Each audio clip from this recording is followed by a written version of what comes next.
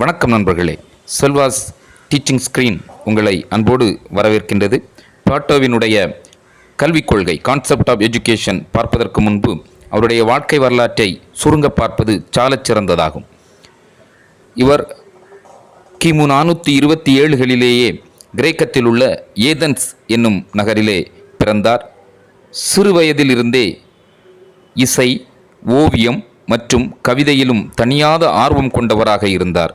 இவருடைய மிகச்சிறந்த interest music, drawing and poetic என்பது குறிப்பிடத்தக்கதாகும். மட்டுமல்லாமல் இவர் மிகச்சிறந்த ரெஸ்லர், சண்டையாளர். அதுபோல இவர் இராணுவத்தில் பணிபுரிந்துள்ளார். அந்த காலகட்டங்களில் அனைவரும் கட்டாயமாக இராணுவத்தில் பணியாற்ற வேண்டும் என்ற ஒரு கோட்பாடு இருந்தது. அதன்படி he served in military and he participated the many wars. Plato was one of the devoted young followers of Socrates. உலக தத்துவ மேதை என்று அழைக்கப்படக்கூடிய சாக்ரட்டிஸ் அவர்களுடைய சீரிய மாணவனாக தன்னுடைய 20வது வயதில் தன்னை இணைத்து கொண்டதோடு தொடர்ந்து 8 ஆண்டுகள் அவரோடு இருந்து பல்கலைகளையும் கற்றுத் தேர்ந்தார் என்பதுதான் உண்மை. பிற்காலங்களிலே மிக கொடுமைக்கு ஆளாக்கப்பட்ட சாக்ரட்டிஸ் அதிகார வர்க்கத்தினாலும் ஆட்சியாளர்களாலும் தற்கொலைக்கு தூண்டப்பட்டார். இதனை எதிர்த்தும் சாக்ரட்டிஸ் அவர்களுக்கு நியாயம் கேட்டும் குரலை எழுப்பியதில் முதன்மையானவர் பிளாட்டோ என்ற காரணத்தினால் அவரையும் குறிவைத்தது அன்றைய ஆட்சியாளர்கள். இவர்களுடைய இந்த தொல்லைகள் தாங்காமல் ஏதென்ஸ் நகரை விட்டு வெளியேறினார். அதன்பின் 12 ஆண்டுகள் இத்தாலி, சிசில் மற்றும் எகிப்து நாடுகளுக்கு பயணம் மேற்கொண்டு அங்குள்ள கலாச்சாரங்கள், வாழ்க்கை, கலை மற்றும் வாழ்வியல் முறைகளை நன்கு கற்றுத் தேர்ந்தார். Around 387 BC, the 14 years old Plato returned to Athens. மீண்டும் தனது சொந்த நாடான கிரேக்கத்திற்கு, ஏதென்ஸ் நகருக்கு தனது 40வது வயதுகளில் திரும்பினார் பிளாட்டோ. மீண்டும் தன் தாய்நாடான கிரேக்கம் ஏதென்ஸிற்கு திரும்பிய பிளாட்டோ உலகின் முதல் பல்கலைக்கழகம் என்று அழைக்கக்கூடிய பிளாட்டோ அகாடமிக் இவரால் தான் நிறுவப்பட்டது. He founded Plato Academy, world's first university. உலகில் கல்வி வளர்ந்து வந்த வரலாற்றை ஆராய்ச்சி செய்ய போனால் பிளாட்டோ அகாடமியில் இருந்துதான் அது ஆரம்பமாகின்றது என்பதனை நாம் ஒவ்வொருவரும் நினைவில் வைத்துக் கொள்ள வேண்டும். Aristotle arrived from northern Greece to join academy at age 17. பிளாட்டோவின் மாணவராக கருதப்படும் அரிஸ்டாட்டில், அலெக்சாண்டர் என்ற மாவீரனை உருவாக்கிய அந்த அரிஸ்டாட்டில் பிளாட்டோவின் அகாடமியில் 17வது வயதில் வந்து இணைந்தார். தன்னுடைய குருவாக பிளாட்டோவை ஏற்றுக்கொண்டார். தி ரிப்பப்ளிக் என்ற புகழ்வாய்ந்த ஒரு உலக அரசியல் புத்தகத்தை எழுதியவர் பிளாட்டோ. பிளாட்டோவினால் எழுதப்பட்ட இந்த ரிப்பப்ளிக் என்ற புத்தகத்தில் ஒரு ஆட்சியாளன் எப்படி இருக்க வேண்டும், ஒரு அதிகாரி எப்படி இருக்க வேண்டும், ஒரு குடிமகன் எப்படி இருக்க வேண்டும் என்று அனைத்து ரீதியிலும் ஆய்வு செய்து அந்த புத்தகத்தை வெளியிட்டார். அது இன்று எல்லா நாடுகளிலும் புகழ்பெற்ற ஒரு புத்தகமாக திகழ்கின்றது. இப்படிப்பட்ட தத்துவ மேதை பிளாட்டோ தனது 81வது வயதில் மறைந்தார். எந்த ஏதென்ஸ் நகரிலிருந்து அவர் விரட்டியடிக்கப்பட்டாரோ அதே ஏதென்ஸ் நகரில் உரிய மரியாதையோடு, சகல மரியாதையோடு அவர் அடக்கம் செய்யப்பட்டார். அடுத்து பிளாட்டோவின் கல்வி சிந்தனை. Educational thoughts of Plato. 3 main points of educational thoughts of Plato is: first one is education as a key for a society. Second one is man's mind is always active. Third one is man is attracted towards in his surrounding. இவரது கல்விக் கொள்கையின் 3 முக்கிய கருத்துக்களாக கருதப்படுபவை: ஒன்று, சமூகத்தின் திறவுகோல் கல்வி என்ற ஒரு அழுத்தமான கருத்தினை பதிவு செய்கின்றார். இரண்டாவதாக, மனிதனின் மனம் எப்போதும் செயல் துடிப்புடன் இருக்கிறது என்று சொல்கின்றார். மூன்றாவதாக, மனிதன் தன்னை சுற்றியுள்ள எல்லா பொருட்களாலும் கவர்ந்தெழுக்கப்படுகின்றான் என்று மனிதனுடைய இயல்பு நிலையும் விளக்குகின்றார். இந்த இயல்பு நிலையை பயன்படுத்தி educator should take advantage of this in the child and educate him என்று சொல்கின்றார். கல்வியாளர்கள் மனிதனின் இந்த குணத்தை கவனத்தில் கொண்டு குழந்தைக்கு கல்வி புகட்டலாம் என்ற ஒரு சீரிய கருத்தினை வெளியிடுகின்றார். இவருடைய கல்விக் கொள்கையின்படி ஒரு குழந்தைக்கு கல்வி புகட்டும் போது அந்த குழந்தையை சுற்றியுள்ள பொருட்களின் சூழலையும் கவனத்தில் கொள்ள வேண்டும் என்ற ஒரு அழுத்தமான கருத்தை சொல்கின்றார். They pay attention to the object which surround them. இதற்கு காரணம் process of education, அதாவது கல்வியினுடைய செயல்முறை என்பது interaction between these objects and mind. கல்வி என்பது குழந்தைக்கும் அதன் பொருள் சார்ந்த வெளிப்புறச் சூழலுக்கும் இடையே நடைபெறும் இடைவிடாத இடைவினை கொண்ட தொடர் செயல்பாடுகள்தான் கல்வி. எனவே beautiful environment provides the right stimulus by which their mind develop. அழகான சூழலை எப்போதும் அமைத்து பொருத்தமான தூண்டலை நாம் குழந்தைகளுக்கு ஏற்படுத்த வேண்டும். ஏனென்றால் அந்த பியூட்டிஃபுல் என்விரான்மெண்ட், அழகான சூழலே இவர்களுக்கு மிகச்சிறந்த கல்வியின் தூண்டுதலாக அமைகின்றது என்ற ஒரு அழுத்தமான கருத்தினை அவர் தன்னுடைய கல்விக் கொள்கையாக Plato laid the greatest stress on mental development in education. பிளாட்டோவினுடைய கல்விக் கொள்கையை பொறுத்தவரைக்கும் அவர் மன வளர்ச்சி மற்றும் மேம்பாட்டுக்கு தனது கல்வி திட்டத்தில் அதன் மேம்பாட்டிற்கு தன் கல்வி திட்டத்தில் அதிக அழுத்தம் கொடுத்துள்ளார் என்பது மிகச்சிறப்பான ஒரு நிகழ்வாகும். அவரது கல்விக் கொள்கையின் இன்னும் ஒரு சிறப்பம்சம், education aim is merely at provide information but at training the individual in his duties and rights as a citizen. கல்வி என்பது வெறும் தகவல்களை அளிப்பது மட்டுமல்ல, அவர்களது தனிப்பட்ட கடமைகளையும் உரிமைகளையும் மேம்படுத்துவதற்கான பயிற்சியையும் அளித்து அவர்களை சிறந்த குடிமகனாக மாற்றுவதும் தான் கல்வியினுடைய செயல் என்ற ஒரு கருத்தினை இங்கே ஆணித்தரமாக பதிவு செய்கின்றார். Yes, aim of education is human perfection. ஆம், கல்வியின் நோக்கம் மனிதனது பூரணத்துவத்தை அடைய உதவுதலாகும்.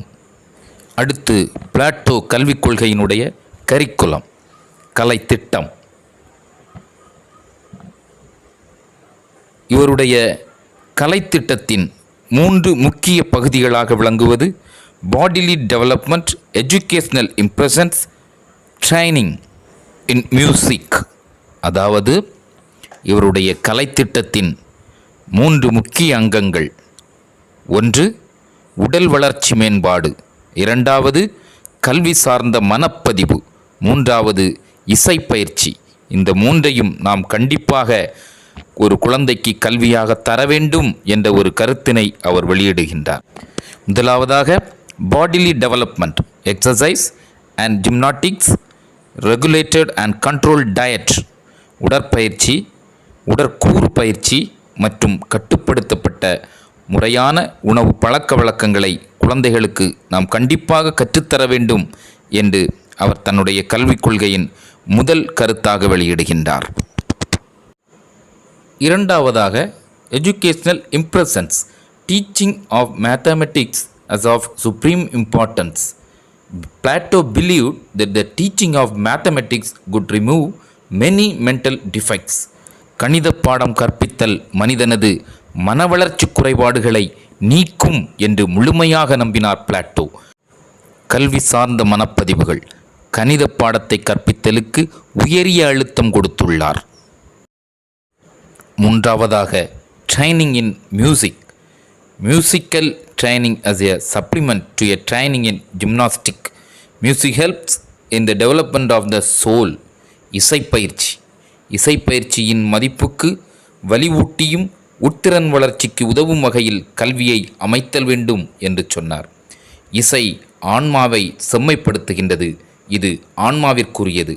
ஆக உடல் பயிற்சி, இசைப்பயிற்சி, கணித பயிற்சி என்பது இவருடைய கல்வி திட்டத்தின் கல்வி கருத்தின் 3 முக்கிய கருப்பொருளாக இருக்கின்றது என்பதை நாம் எப்பொழுதும் நினைவில் வைத்து கொள்ள வேண்டும்.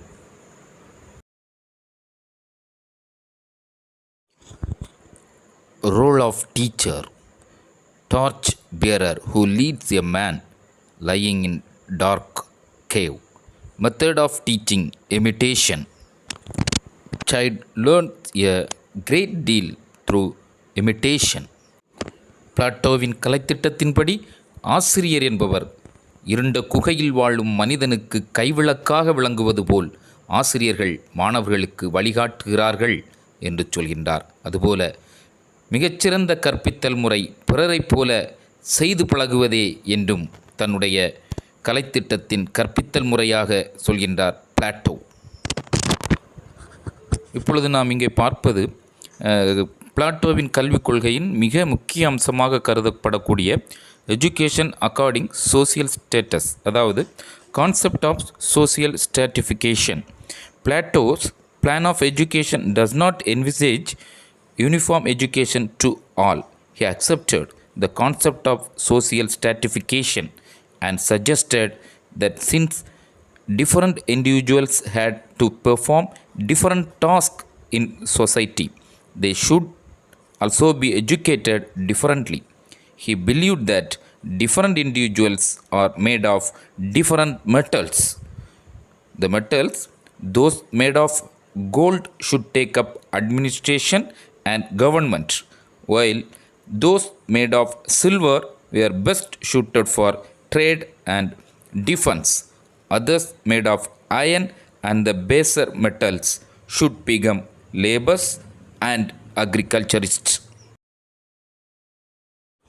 பிளாட்டோவின் சமூக அந்தஸ்து சார்ந்த கல்வி, இது இவருடைய கல்விக் கொள்கையின் மிக முக்கிய அம்சமாக கருதப்படுவதுடன் இன்றளவும் சர்ச்சைக்குரிய ஒரு அம்சமாகவும் இது கருதப்படுகின்றது என்கின்ற ஒரு நிலை இருக்கின்றது. அதாவது அவருடைய கல்வி திட்டத்தில் எல்லோருக்கும் சமச்சீரான கல்வி என்பது அளிக்கவில்லை. பிளாட்டோ சமூக ஏற்றத்தாழ்வுகளை ஏற்றுக்கொண்டு ஒவ்வொருவரின் சமூக அந்தஸ்து சார்ந்த கல்வியை அமைத்துள்ளார். அவருடைய கருத்தின்படி ஒவ்வொருவருக்கும் சமூகத்தில் பல்வேறுபட்ட பணிகள் இருப்பதால் அப்பணிகளுக்கு தகுந்த கல்வி அளிக்க வேண்டும் என்று கருதலாம். மேலும் சமூகத்தில் ஒவ்வொரு மனிதனும் ஒவ்வொரு உலோகத்தால் ஆக்கப்பட்டவனாக பிளாட்டோ கருதினார். இதன்படி தங்கத்தால் அமைக்கப்பட்டவர்கள் அரசின் நிர்வாகத்தில் இருப்பதாகவும், வெள்ளியால் ஆக்கப்பட்டவராக கருதப்படுபவர் நாட்டு பாதுகாப்பு படைக்கு பொருத்தமானவராக கருதப்படுவதாகவும், இரும்பு போன்ற குறைவான மதிப்புடைய உலகத்தால் செய்யப்பட்டவர்கள் விவசாயம் செய்யவும் கூலித் தொழிலாளியாகவும் இருப்பதற்கு பொருத்தமானவர்களாகவும் கருதப்பட வேண்டும் என்று பிளாட்டோ நம்பினார். இந்த சமூக அந்தஸ்து சார்ந்த கல்வி பிளாட்டோவினுடைய ஒரு முக்கியமான கல்வி அம்சமாகும். இந்த சோசியல் ஸ்ட்ராட்டிஃபிகேஷன் இதை அடிப்படையாக வைத்துதான் இவர் டெஸ்ட், இவருடைய அந்த எவாலுவேஷன் மெத்தடும் அமைந்திருக்கின்றது என்பது ஒரு முக்கிய அம்சம். Plato suggested various kind of tests to be conducted at different age levels. Failures are to be labors. Passing people sent to armed forces where training will be imparted to them. Again followed test, failures compelled to remain in the armed forces. Successful one will be sent to join the government என்பதுதான் இவருடைய test. சமூக அந்தஸ்து கல்வியை கருத்தை சார்ந்தே பிளாட்டோனுடைய சோதனைகளும் வடிவமைக்கப்பட்டுள்ளது. அதாவது தனி மனிதனுடைய ஒவ்வொரு பருவத்திலும் பல சோதனைகள் நடத்தப்பட வேண்டும். இந்த சோதனைகளில் தோல்வி அடைந்தவர்கள் கூலி தொழிலாளர்கள், வெற்றி பெறுபவர்கள் படைவீரர் பணி செய்வதற்கு பணிக்கப்பட வேண்டும். பின்பு படைவீரர்களுக்கென சோதனை நடத்தப்படும். அதில் தோல்வியடைந்தால் அவர்கள் அந்த படைவீரர் பணியை தொடர்ந்து செய்ய வேண்டும், கட்டாயப்படுத்தப்படுவார்கள். அதில் வெற்றி அடைபவர்கள் மட்டுமே, படைவீரர்களிலிருந்து சோதனைகளில் வெற்றி பெறுபவர்கள் மட்டுமே அரசு அதிகாரிகளாக இருப்பார்கள். அந்த அரசு அதிகாரிக்குத்தான் அறிவியல் பயிற்சி அளிக்கப்படும் என்பதுதான் இவருடைய சோதனையின் அம்சமாகும். Finally, defects of Plato's scheme of education. First one, Laboring or productive class is granted only primary education. Second one, pays no attention to the individual differences. Third one, philosophy would only lead to an increase in number of contemplative individuals at the expense of more practical members.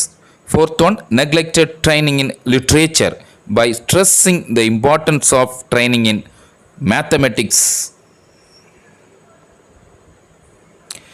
Plato கல்வித் திட்டத்தின் குறைபாடுகள் என்று பார்க்கப்படுபவை, பொருட்கள் உற்பத்தி செய்கின்ற தொழிலாளர்களுக்கு ஆரம்ப கல்வி மட்டுமே அளிக்கப்பட்டது. தனியாள் வேற்றுமை கருத்தில் கொள்ளப்படவே இல்லை.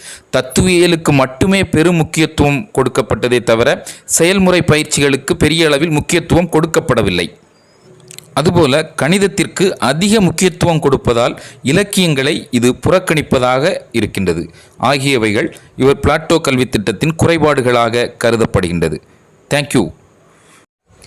டாக்டர் செல்வாஸ் டீச்சிங் ஸ்கிரீனுடைய பிளாட்டோஸ் கல்வி தத்துவ இந்த காணொளி உங்களுக்கு மிக்க பயனுள்ளதாக இருந்திருக்கும் என்று நான் நம்புகின்றேன். இது குறித்த உங்களுடைய விமர்சனங்களை தயவுசெய்து கமெண்ட் பாக்ஸில் கொடுங்கள், ஷேர் பண்ணுங்கள், சப்ஸ்கிரைப் பண்ணுங்கள், உங்களுடைய நண்பர்களுக்கு இதை அறிமுகம் செய்து வையுங்கள். நன்றி.